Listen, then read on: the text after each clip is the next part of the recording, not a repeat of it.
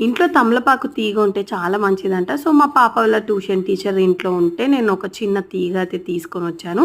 మా ఇంట్లో ఉన్న ఒక చిన్న తొట్టెలో మట్టి వేసి ఆ తీగనైతే పెట్టాను. డైలీ వాటర్ వేస్తున్నాను. ఒక చిన్న ఆకు చిగురగానే ఎంతో హ్యాపీగా ఫీల్ అయ్యాను.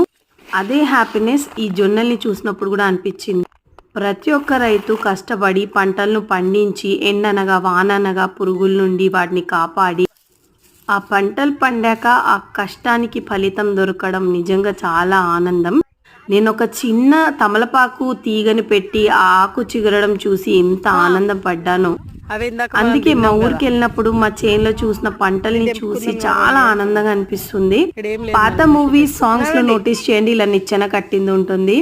సో, మన చేనులో ఏదైనా అడవి పందులు ఏమన్నా వస్తే కొంచెం ప్రొటెక్టింగ్‌గా ఉంటదని చెప్పేసి దానిపైన ఎక్కి కాకుల్ని వాటిని ఎల్లగొట్టడానికి ఆ నిచ్చెన అనేది కడతారు. అంతేనండి. నా మినీ వ్లాగ్ నచ్చితే లైక్ చేసి సబ్స్క్రైబ్ చేసుకోండి.